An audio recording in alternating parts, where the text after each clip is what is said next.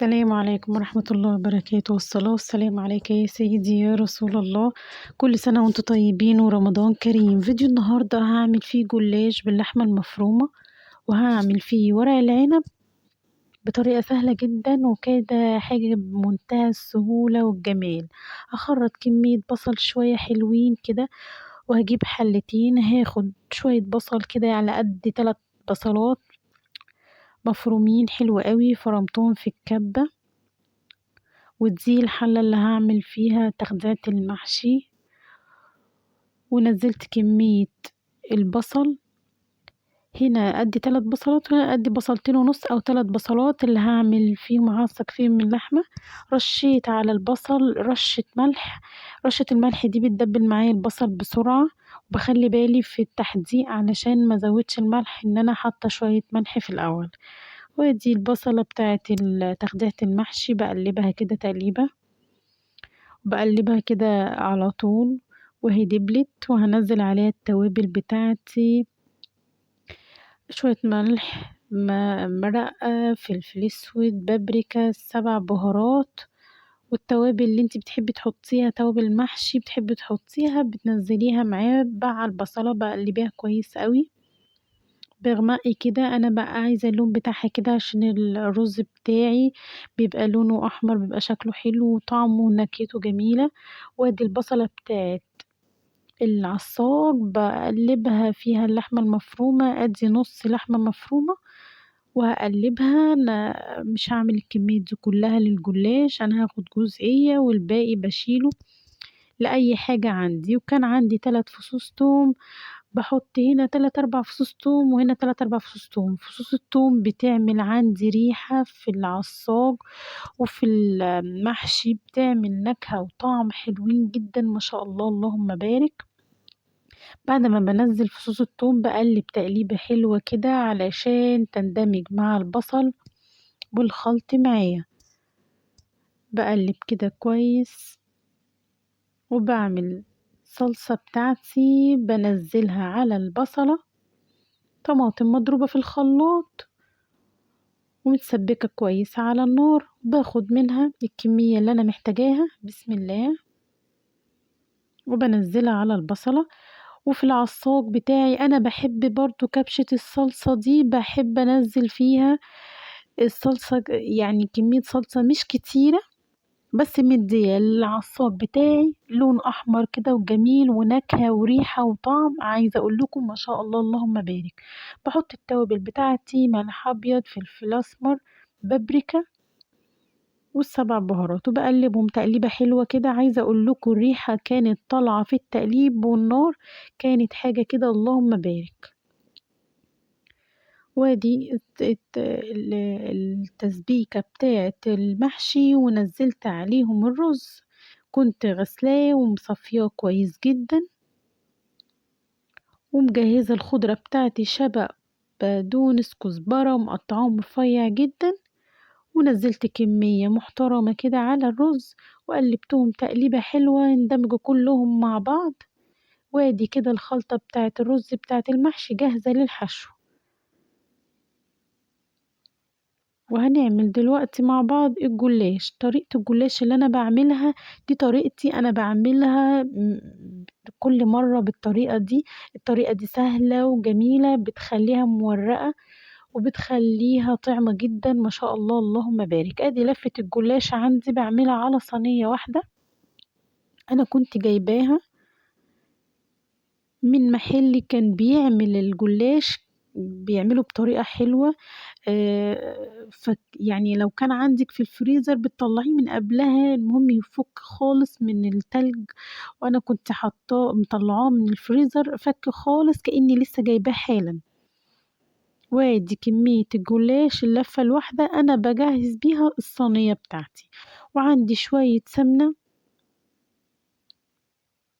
في بولة كده صغيرة بجهزهم، علشان انا بستخدم معاها السمنة، كمية سمنة كده شوية على قد البولة كده، بورق بيها الجلاش، وهوريكم انا بعمله ازاي. ونسمي الله ونقول بسم الله. بدهن على الصينية كده طبقة سمنة حلوة، بدهن الجوانب وبدهن القاعدة، بدهنها بفرشها كلها دلوقتي كده بالسمنة، وأقول بسم الله، وبنزل أول طبقة جلاش معايا، ولو مقطوعة من الجنب أو حاجة انتي في ايدك بتظبطي أو بتعدليها وبتفرديهم كويس كده.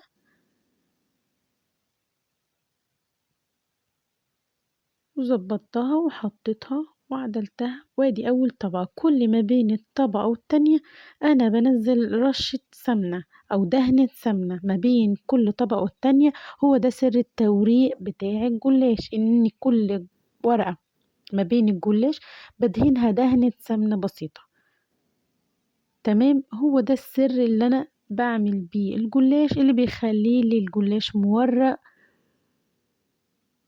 ومش معجن. كل طبقة ما بين كل طبقة والتانية بتاعة الجلاش بدهن دهنة سمنة ما بينهم كده. هو كان عندي هنا تقريبا 10 ورقات أو 12 ورقة، بقسم نصهم الجزئية النص اللي تحت، وبدهن ما بين كل ورقة والتانية دهنة السمنة زي ما بقول لكم كده، وبظبطها بخلي حروفها كلها متساوية. وادي رشة السمنة،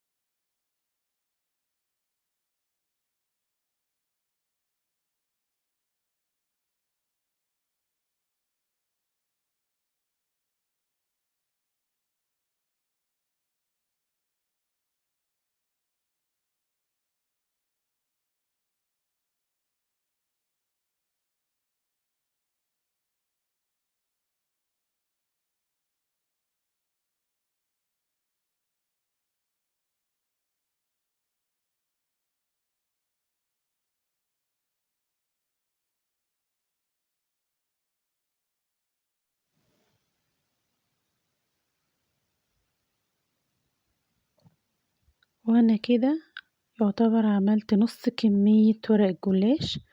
النص بعمله كده من تحت، وكل ما بين ورقة والتانية بدهن دهنة سمنة. وادي كمية اللحمة المفرومة أنا بنزلها في نص الكمية بتاعة الجلاش. بسم الله.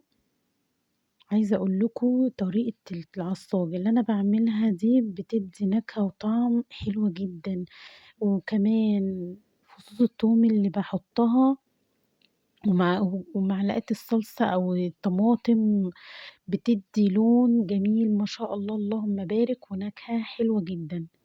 جربوها بالطريقة دي وقولوا لي ايه رأيكم، بجد حاجة جميلة جدا بتدي نكهة وطعم حلو قوي. وبفرد اللحمة المفرومة، ما نزلش اللحمة المفرومة على أحرف الصينية عشان ما تتحرقش مني وتنشف. بوسطن كل كمية اللحمة المفرومة اللي أنا بنزلها في نص الصينية كده، ما بديش حروفها، ما بنزلش حروفها عشان ما تتحرقش مني. وادي الكمية، عايزة اقول لكم نص كيلو ما شاء الله اللهم بارك، مقضى صينية الجلاش والزيادة. انت ممكن تعملي بيه اي حاجة تاني، تحطيه في اكلة، تعملي بيه آه، مكرونة بشاميل، بطاطس محشية. وادي بقى هروح مكملة نفس الكمية، نص الكمية التانية بتاعت الجلاش بنفس الطريقة اللي انا عملت بيها النص الاول من الصينية. بحط كل طبقة وادي رشة سمنة ما بين كل طبقة والتانية. عايزة اقول لكم شوية السمنة ما بين الطبقة والتانية بتخلي الجلاش مورق وحاجة كده اللهم بارك. وهعمل كل الكمية، بقية الكمية بتاعت الجلاش بنفس الطريقة، وهقول لكم هنعمل ايه بعد كده.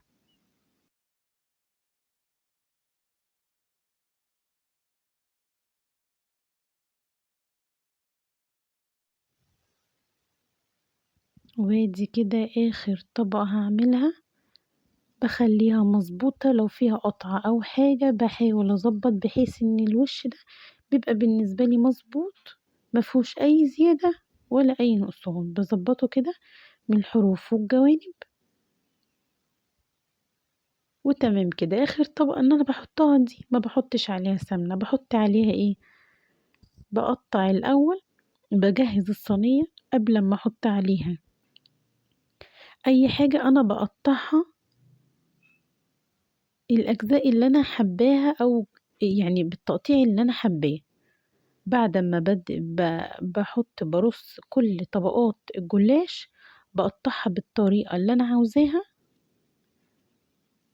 علشان انا لسه هسقيها بكوباية لبن وبضاية. لازم اللبن والبيض لازم ينزلوا ويتغلغلوا في كل الصينية، لازم يبقوا ايه شاربين كل الصينية بيها. فانا بقطع التقطيع اللي انا حباه، انا بحب اقطعها بالاجزاء كده، مش بحب الشرايح كبيرة قوي، بحبها متوسطة. بسم الله. اثبت كده بالورق وانا بقطع عشان الورق ما يطلعش معايا. وادي قطعت بالطول وهقطع بالعرض. بسم الله.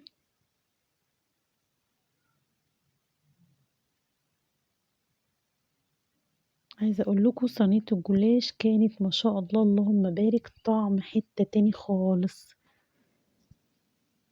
الطريقة دي بعمل بيها الجلاش من زمان، طريقة حلوة جدا وسهلة وبتديني نتائج رهيبة ما شاء الله.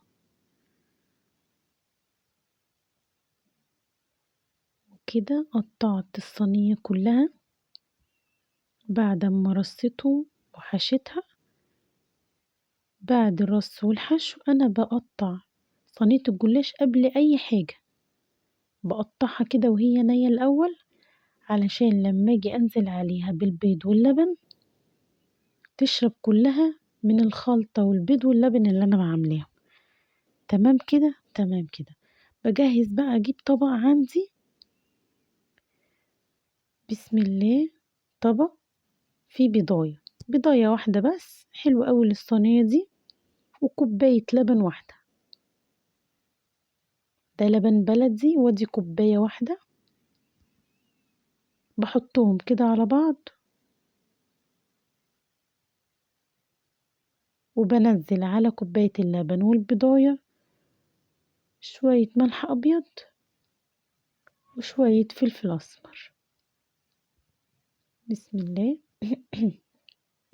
ورشة فلفل أسمر عشان زفرة البيض ميبقاش ليه ريحة. وهربها كويس قوي. بسم الله. بقلب فيهم البيض كويس،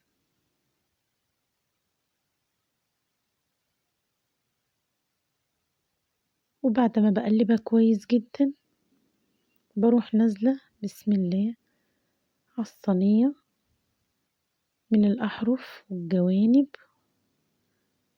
والنص.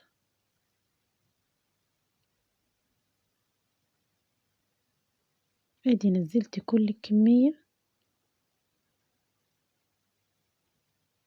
وبقلب الصينية كده بإيدي عشان لو في مكان منزلش فيه اللبن بالبيض لازم أشرب الصينية كلها بيه.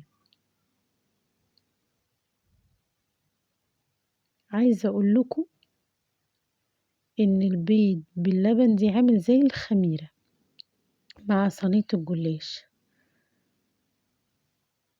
نزلتها كده كويس، وبعد كده اتأكدت إن وشها وجوانبها كلهم شربوا من اللبن والبيض، رجيتها رجة كده بسيطة،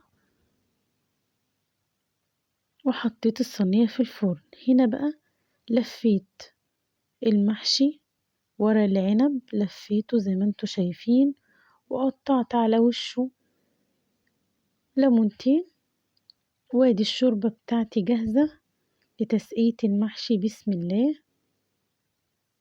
وحطيت معلقة سمنة على وش المحشي، بتدي نكهة وطعم ولمعة كده لورق العنب، حاجة كده اللهم بارك. في تسوية المحشي أنا بحط الشوربة على قد المحشي.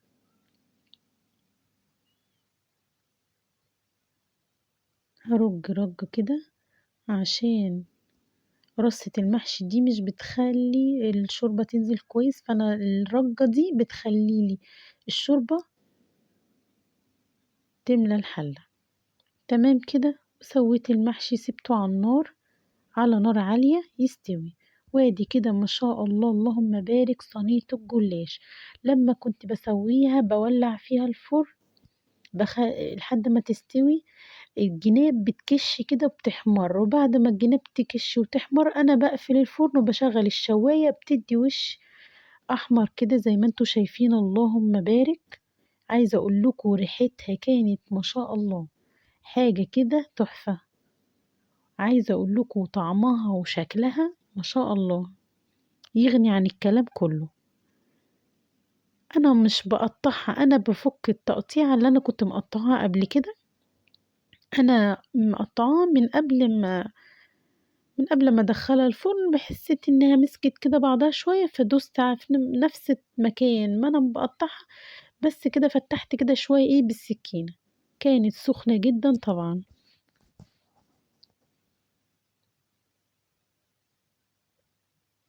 تقلت بس كده على مكان التقطيع عشان وانا بفكهم واطلعهم وارصهم في الطبق يبقى سهل معايا.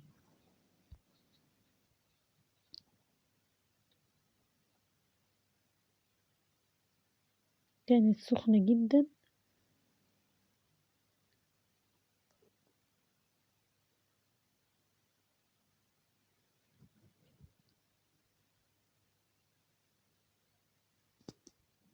بسم الله. هو ده كده قطعتها اهو. بسم الله. بسم الله. وقعت مني معلش بسم الله. سخنة جدا اللهم بارك، اتزحلقت من على الشوكة. عايزة اقول لكم كانت حاجة كده الله اكبر.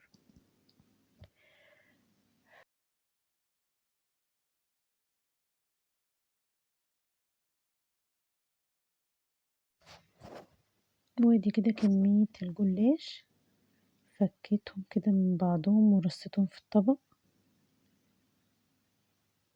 خلاص مادام هما متقطعين من قبل التسوية انا بفكهم بطريقة سهلة جدا، ما بيتعبونيش في حاجة، ولا اخاف ان هما يفكوا ولا اللحمة تقع منهم بعد ما بسويها بقطعها. لا انا بس بقطعها من قبل التسوية، وباجي اقطعهم كده او اطلعها من الصينية بتبقى حاجة ايه، موضوع بالنسبة لي خلاص سهل.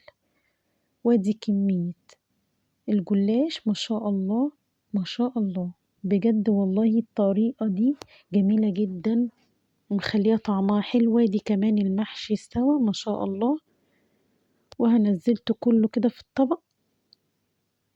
وكنت قالية شوية فلفل وحط عليه من الخلط وليمون وملح، كانوا حاجة كده ما شاء الله. وكنت قالية شوية بتنجان أبيض حط عليهم من الخلط برضو، وكان حاجة كده تحفة.